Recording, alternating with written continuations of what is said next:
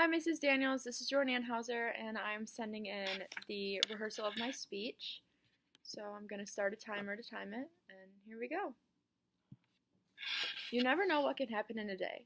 Tomorrow's not a guarantee, and many of us forget that in our daily lives. But for the Americans in need of an organ transplant, they are very aware that tomorrow is not promised for them. They are waiting for an organ donor. Organ donation is the process of surgically removing an organ or tissue from one person, the donor, and placing it into another person, the recipient. Anyone 18 and over can register to be an organ donor. This means that if you become harmed in a way where you're brain dead but your organs are still healthy, they will be donated to the Americans in need. Those Americans are on a national transplant waiting list. One day, you could find yourself or a loved one in need of one transplant. I'm 18 years old and I've been an organ donor since 16. I've personally seen the wonders of organ donation when my friend from home, who has requested not to be named, received a liver transplant at 16 years old. By becoming an organ donor, a person has the potential to save many lives. There are numerous people left waiting for a transplant. A single donor can affect more than one life, and if a person is an organ donor, it may help their loved ones cope with awful tragedy. In addition to potentially helping people, signing up to be an organ donor is a fairly easy process. It is important to be an organ donor because it presents the opportunity to save lives. There are over 100,000 people in the United States in need of a transplant. The United States is one of the largest countries on earth. With so many people, accidents and illnesses are bound to happen. When they do happen, people can be left with damaged organs or tissues. Any person of any age can need a transplant. According to WebMD, at this moment, more than 123,000 people in the U.S. are waiting for an organ. In addition, every 12 minutes, another person's name joins the 123,000 others on the National Organ Transplant waiting list, according to the American Transplant Foundation. The list changes every single day with new additions of people in need of organs or tissues. The Gift of Life program says that the waiting list is constantly changing as new patients are added to the list and as others are taking off the list due to death, a transplant, or a change in medical status. The list does not discriminate. Using the Gift of Life as a reference, the list will be sorted by the patient's medical urgency, degree of match to the donor, and time on the waiting list. The list does not reference race, gender, age, income, or social status. This point is again reiterated by LifePoint Incorporated in their article, What Can Be Donated? It stated that organs are distributed according to a national waiting list without preferential treatment related to race, religion, gender, or financial status. The transplant list is very large, so not everyone on the list always receives an organ.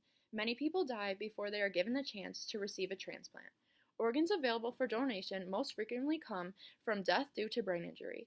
These deaths are not overly common, and when people do pass away, many are not registered to be an organ donor. WebMD states that more than 6,500 people a year, about 21 a day, die before that organ they need ever becomes available. It can be difficult for people on the transplant list to find an organ that is a good match. There are certain components that the donor and the recipient of the organ must have in common, or the recipient's body could reject the organ. If the organ is rejected, it could mean death for the recipient, or that they are placed back on the transplant list. With a wider variety and higher number of donors, it provides a better chance for people on the transplant list to find a match. The Gift of Life states that transplant surgeons review their list of patients who match the donor starting at the top of the waiting list. Even if you become a donor, if an accident occurs and the donor passes away, it can be very hard for loved ones to deal with. Being a donor can help your loved ones deal with grief if an accident were ever to occur. When a tragedy occurs and causes death unexpectedly, it can be very hard for loved ones to cope with. Being an organ donor can provide help to your family. Many transplant services extend a helping hand to the donor's family, such as Gifts of Life provides follow-up services, which include writing letters to the donor's family, informing them of very general information about the individuals who have received their loved ones' donated organs. The names of recipients are not released. Knowing that the donor's organs save lives may give some peace to the family because even though they are hurting, multiple people have been saved. Loved ones receiving letters from a recipient whose life was changed could be comforting, but in reality, an organ donor has the potential to improve not just one, but many lives. A single donor can save up to 8 lives. If a donor has chosen to only donate organs, then their organs can be distributed to up to 8 people. According to LifePoint Incorporated, transplantable organs include the heart, kidneys, liver, lungs, pancreas, and small intestines. If a person chooses to donate tissues that they have, then the potential to save or positively impact 50 lives. LifePoint Incorporated states transplantable tissues include blood, blood vessels, bones, bone marrow, cartilage, connective tissues, eyes, heart valves, and skin. Choosing to donate tissues more than quadruples the number of lives a person can save. It is a common misconception that if a person chooses to donate tissues, then they cannot have an open casket funeral.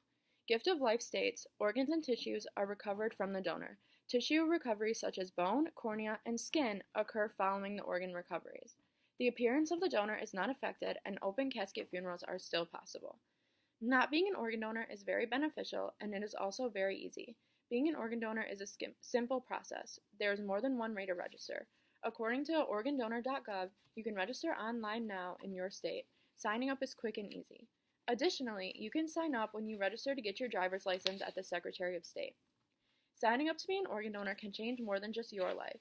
Remember that, according to organdonor.gov, by becoming a donor, your authorization of your organs, if you die in circumstances, to make donation possible.